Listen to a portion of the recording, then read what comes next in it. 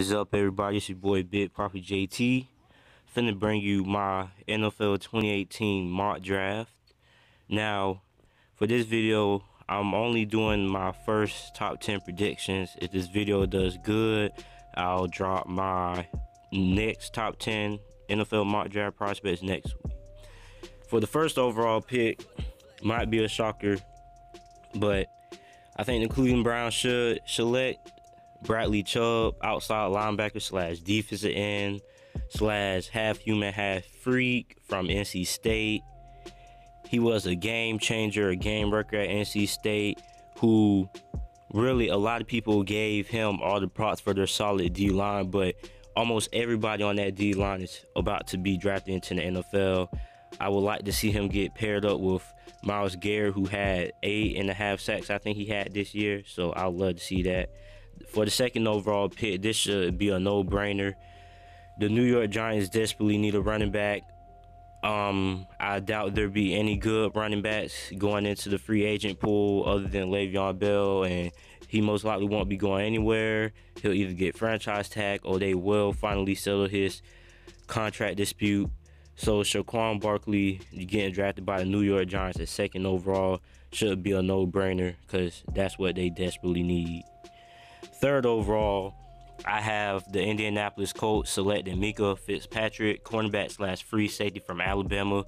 A lot of people say he reminds them a lot of Jalen Ramsey, and I agree, but just not with all the athletic tools that Jalen Ramsey has. But he's pretty similar when it comes to what he can do. I think the Colts will probably try him at cornerback to fill the needs of Vontae Davis getting cut. And if that doesn't work out, pair him with Malik Hooker, who was having a promising season, probably would have won Rookie of the Year if he never got injured. For my fourth overall pick, the Cleveland Browns are going to select, yes, they're going on defense again. They're going to select Derwin James, strong safety slash free safety. They're most likely put him at free safety since Jabril Peppers starts at strong safety. The Browns, anytime you let Brett Hundley come back on you, is a problem wrong with your secondary.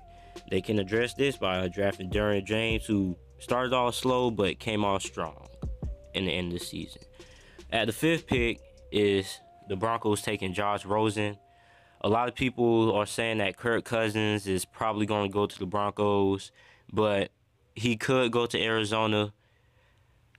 Both these teams have to make some cap moves, but if all else fails, Josh Rosen will probably be the no-brainer pick for the Broncos. He's the most NFL-ready quarterback in this draft class, and he'll be a day-one starter, whoever he goes to.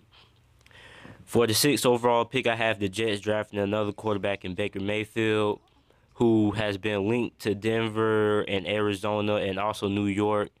Josh McCown will mostly be back next year from the reports I'm seeing, so Baker Mayfield will probably be riding on the bench for a few games, but he should get injected to the starting lineup eventually. He has some decent targets to throw to. He has Austin Seferian-Jenkins, and he has Robbie Anderson, who I think Robbie Anderson was close to amounting a 1,000-yard season. So I have the New York Jets selecting Baker Mayfield at number 6. At number 7 overall, I have the Tampa Bay Buccaneers selecting Quenton Nelson, offensive guard from Notre Dame. The Tampa Bay Buccaneers desperately need some offensive line help as Jameis Winston was getting sacked a bunch of times, which is the reason why he got injured. It should also help the running game out, even though Doug Martin is starting to not look like how he was a few seasons ago. Selecting Quenton Nelson, offensive guard from Notre Dame, should help this a little bit, and also some work in free agency.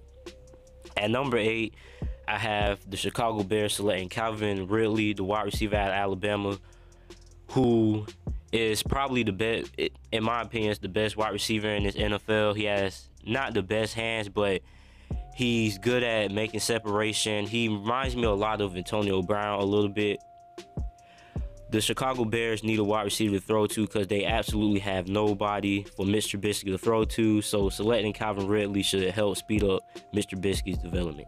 At number 9, I have the San Francisco 49ers selecting Josh Jackson. John Lynch last year went defense. This year he'll probably go defense again, as the offense is probably already intact with Jimmy Garoppolo at the helm, so they need to work on defense. Josh Jackson has amazing athleticism for the cornerback position. He led the NCAA in interceptions with 7. So at number 9, I think he'll go to the San Francisco 49ers.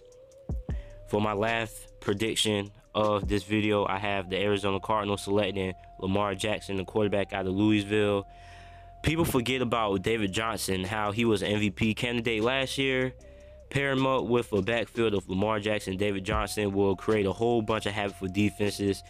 They could run a bunch of read option plays, which will spread the defense out with Lamar Jackson's running ability and athleticism. He still has to work on his accuracy, but he has Larry Fitzgerald, John Brown, and whoever else they have at wide receiver. So this should be a no-brainer. He'll fit perfectly. Thanks for watching this video. Like, comment, and subscribe for more content. I'm out.